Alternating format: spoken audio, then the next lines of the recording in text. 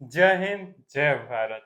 हार मत मानो तुम, क्योंकि महान चीजें समय लेती। इसी के साथ शुरुआत करते पटवार वीडियो मैराथन मैथ्स क्लास मित्र।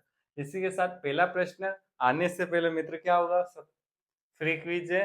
तो आपको क्या है, लिंक में क्लिक करना है। ऐसी क्विज है, 5 प्रश्न की क्विज है। इसमें ये दो नीचे दिख रहा होगा मित्र, इसकी घात है, ठीक है। ये ऐसे 5 लिखा हुआ, तो ये क्या है मित्र, ये क्या है, घात है, ठीक है। ऊपर लिखो या नीचे लिखो, ये घात 2 है, ठीक है। 5 की घात 2 क्या होता है आपको पता ही है। क्योंकि इसी के साथ आप 5 प्रश्न आराम से करें, अच्छे से करें, शांत मन से करें। 5 में से कितने राइट होते हैं कमेंट करना। अब आपके यहाँ पहला प्रश्न आ गया है मित्र, ठीक है। पहला प्रश्न आपके आ गया है, तो आंसर आप क्या करें, कमेंट करें। तो मैं आंसर करूं, बिल्कुल करते हैं। बोर्ड मास का नियम लगेगा, आपको पता ही है। क्या पहले क्या हल होगा, ब्रैकेट, ठीक है। प्रश्न है कि उन 69 69 14 इंटू 3 प्लस 2, ठीक है मित्र। फिर क्या है, बटे में, बटे में है 9 इंटू 5 माइनस 5 की घात 2 कोष्टक बंद बराबर क्या आएगा, आपको निकालना है। ये प्रश्न बहुत अच्छा है। आपको पता है बोर्ड मास क्या होता है मित्र, नहीं देखे हो, मैंने पूरी क्लास ले रखी है। सबसे पहले क्या हल होगा, ब्रैकेट, फिर ऑफ डिवीजन, ब्रैकेट का डिवीजन, फिर मल्टीप्लिकेशन गुणा, मैं लिख देता हूँ, डिवीजन फिर गुणा फिर एडिशन और सब्सट्रैक्ट, मतलब प्लस माइनस, फिर ब्रैकेट। ऐसे आप याद सकते। पहले ब्रैकेट में होंगे वो 16 होंगे, फिर उसके बाद क्या होगा मित्र, भाग होगा, फिर गुणा होगा, प्लस होगा, माइनस। अब क्या है, देखो क्या करें, गुणा कर दें, कितना आएगा, 14 3 42 प्लस 2, 2 है प्लस है माइनस है, 1 मिनट, हाँ प्लस है, ठीक है मित्र, प्लस है। फिर 14 3 42, ठीक है मित्र। फिर कितना आ जाएगा, हाँ कुछ तो कुछ गड़बड़ तो नहीं है, 14 3 42, ठीक है, सही है। अब कर, ठीक है, 9 5 45 माइनस 5 की बार 25, ठीक है मित्र, 25, 5 की बार 2 है तो 25 हो गया। अब क्या करें मित्र, ध्यान से देखना, क्या करें, देखो माइनस प्लस माइनस, 42 में से 2 गए तो 40, 69 में से 42 40 जाएंगे तो कितने आएंगे मित्र, बताना। इधर में से 45 से 25 गए तो कितने आएंगे मित्र, 5 गए 20 बच जाएंगे, ठीक है। इधर गए 9 और 9 में से 0 गए 9 और 6 में से 4 गए 2, फिर 20, ठीक है। 20 का भाग आप 29 में दो, कितना आता है मित्र, एक बार, फिर पॉइंट लगाओ 90, तो कितनी बार गया 90, 2 बार, फिर 10 बचा, 10 में 1 0 100, तो 5, 1.25 आंसर आ रहा है मित्र, ठीक है। 1.25 आंसर आ रहा है, ठीक है। कितना आ रहा है, 1.25, ठीक है। कुछ गड़बड़ तो नहीं हुआ, देख लेना। ठीक है, हाँ हाँ, 1.45 आंसर आना। और 25 नहीं 4, सॉरी, भाग देने में गड़बड़ होगी, ठीक है, हाँ ठीक है, हाँ फिर 9, हाँ 4 दूनी 80 होंगे, ठीक है। सॉरी मित्र, वही देखो यार, वो प्रश्न गलत नहीं है, आंसर कैसे गलत आ रहा है, भाग देने में गलती होगी, सॉरी। अब आंसर कौन सा राइट हो गया, आंसर ए राइट हो गया। कौन सा राइट हो गया, आंसर ए राइट, ठीक है। ऐसी मेरे से गलतियां हो जाती है, इसलिए माफ करता हूँ। अगर कुछ और आपको इम्प्रूवमेंट की जरूरत है, मेरे पढ़ाने में समझाने में कुछ गलती हो जाए, तो आप कमेंट कर दिया करें, मैं सुधारने की बिल्कुल कोशिश करूंगा। और ये प्रश्न मित्र आपके लिए ही है, तो आप जैसा कहेंगे, आप जैसा बताएंगे, वैसा अपन करेंगे मित्र, ठीक है। आप है तो मैं हूं, आप नहीं है तो मैं कैसे होऊंगा, ये सोचने की बात है। इसलिए प्रश्न आपके लिए। अगर आपको अच्छा लगा हो तो क्या करना, लाइक करना, शेयर करना, सब्सक्राइब करना। प्रश्न नंबर 2, अच्छे अच्छे प्रश्न मित्र, हर प्रश्न यूनिक है, आपके काम का है, ठीक है मित्र। अच्छे अच्छे प्रश्न है, अब आपकी प्रैक्टिस कर दो, ठीक है। अगर आप मैथ्स के कोई भी किसी भी कंपटीशन एग्जाम में तैयारी कर रहे हो तो प्रश्न जरूर देखें, ठीक है। प्रश्न 2, ठीक है, प्रश्न 2, प्रश्न 2 क्या कहते हैं देख लेते हैं। अच्छा प्रश्न है प्रश्न 2, थोड़ा सा ट्रिकी है। आपको इस बारे में कॉन्सेप्ट पता होगा तो आराम से हो जाएगा, नहीं पता होगा तो कैसे होगा, ठीक है। दिखने में अनुपात का है, पर ये HCF का है, ठीक है मित्र। देखते हैं, करते हैं। दो संख्या का अनुपात कितना है मित्र, 12:13, क्या है, 12:13, ठीक है। तो उनका महत्तम समावर्तक क्या है, HCF कितना है मित्र, 11 है। तो संख्या ज्ञात करो, क्या ज्ञात करनी, संख्या। कैसे ज्ञात करेंगे मित्र, मुझे लग रहा है ये प्रश्न आपके सिलेबस में है नहीं। मैंने इसलिए लिया क्योंकि इसमें अनुपात आ रहा था, इसलिए मैंने ये प्रश्न ले लिया, ठीक है।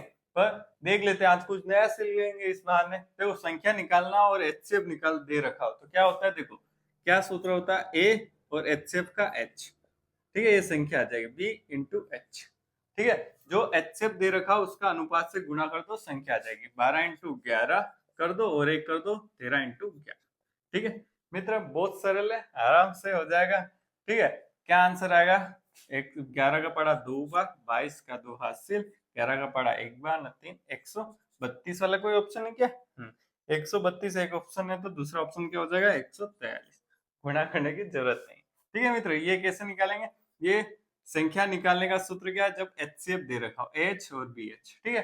अब एलसीएम निकालना हो आपको बाई चांस में, क्या निकालना हो एलसीएम, ठीक है। नई चीजें बता देता हूँ क्या करना है, देखो ए बी अनुपात दे रखा है, ए बी का गुणा किससे कर दो एच से कर, ये एच से एलसीएम निकल जाएगा मित्र, ठीक है, बहुत सरल है। अब प्रश्न नंबर 3, तीन तो बहुत ही सरल है मित्र, बहुत सरल है, तीसरा प्रश्न करें और बताएं आंसर क्या है, ठीक है, बहुत सरल है, आंसर बताएं आप क्या है आंसर, ठीक है। और आपको कोई भी गलती लगती है आंसर में तो कमेंट जरूर करना, देखो मैं भी इंसान ही, ठीक है, गलती हो जाती है बताने में, कोई मिसकंसेप्ट भी हो सकता है पर होगा नहीं, पर हो सकता है मेरे दिमाग में क्या चल रहा हो, आपके दिमाग में क्या चल रहा हो, गलतियां हो जाती, कोई प्रॉब्लम, ठीक है। तीसरा प्रश्न क्या है, 12 सेबों का विक्रय मूल्य, मतलब 12 का एसपी सेलिंग प्राइस यानी विक्रय मूल्य, 15 सेबों का क्रय मूल्य, 15 सेबों का क्रय मूल्य मतलब सिप्पी के बराबर है, तो लाभ प्रतिशत निकालना, क्या निकालना, लाभ प्रतिशत, लाभ और प्रतिशत दोनों निकालना है, ठीक है, लाभ और प्रतिशत कैसे निकालेंगे, एसपी बटे सिप्पी कर देते, ठीक है, 15 बटे 12, ठीक है, 15 को यहाँ रहने दिया, 12 को नीचे लिया, सिप्पी को इधर लिया, ठीक है। किसके पाड़े से कट रहे, 3 के पाड़े से 5 बार, और कितने बार 4 बार, 3 चौक 12, 3 55, ठीक है। अब क्या हो रहा है, क्रय मूल्य 4 है, बेच कितने में रहो 5 में, 4 में खरीदा बेचा कितने में 5 है, लाभ कितना होगा 1 का, कितने पे होगा, हमेशा लाभ किस पे होता है, लाभ और हानि क्रय मूल्य कितना है 4, प्रतिशत निकालना है तो 100 से गुणा कर दो, क्या आएगा 1/4 ऑफ 100 कितना होता है 25%, इतना सरल मित्र, क्या आंसर है इसका आंसर, ठीक है मित्र। सब तरह के प्रश्न कठिन भी है सरल भी है, सब तरह, ठीक है।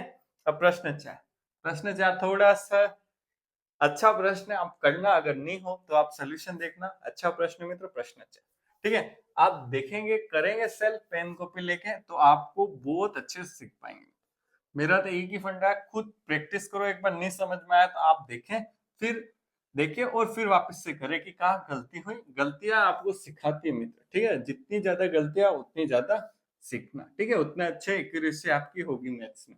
अगर आप इसी डर से नहीं करते हो कि गलत हो जाएगा तो आप गणित नहीं सीख सकते, गलती होना गणित में स्वाभाविक है, ठीक है, मेरा नाम है आगे इसमें ठीक है, बहुत गलतियां होगी तो आप सीख जाएंगे 100%, आप करके देखना अगर विश्वास नहीं।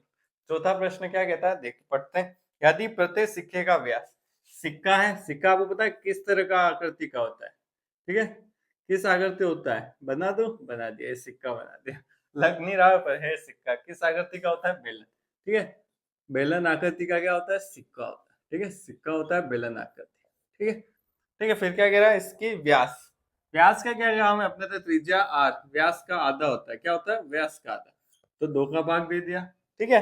बस मोटाई मतलब ऊंचाई h, बेलन की ऊंचाई कितनी है, मोटाई, ये मोटाई कह दो या फिर ऊंचाई कह दो, कितनी है मित्र 0.2 सेंटीमीटर, 0.2 सेंटीमीटर, दोनों सेंटीमीटर सेंटीमीटर, प्रश्न सब सेंटीमीटर है, तो अपन को देखना ही नहीं है कि यूनिट चेंज है, ताकि आपको एक बार प्रश्न पढ़े अगर यूनिट चेंज नहीं, आपको जिस सेम यूनिट में रखना पड़ेगा तब प्रश्न राइट होगा। अब क्या कह रहा है तो एक लंबवृत्तीय बेलन, लंबवृत्तीय मतलब 90 डिग्री वाला बेलन, ठीक है, ऐसे खड़ा है, लंबवृत्तीय बेलन का मतलब क्या होता है, एक 90 डिग्री एंगल में क्या खड़ा है बेलन खड़ा है, ताकि बेलन आड़ा भी हो सकता है, बेलन तिरछा भी हो सकता है, सीधा भी हो सकता है, सीधा होगा मतलब लंबवृत्तीय मतलब 90 डिग्री के एंगल में खड़ा हुआ है, ठीक है, को बनाने में कितने सिक्के को पिघलाना पड़ेगा, ठीक है, इसकी कितनी है बेलन की ऊंचाई, इस बेलन की ऊंचाई कितनी दे रखी है मित्र 10 सेंटीमीटर, और व्यास दे रखा है, तो अपन को व्यास का क्या काम है, त्रिज्या का काम है, आर से काम है,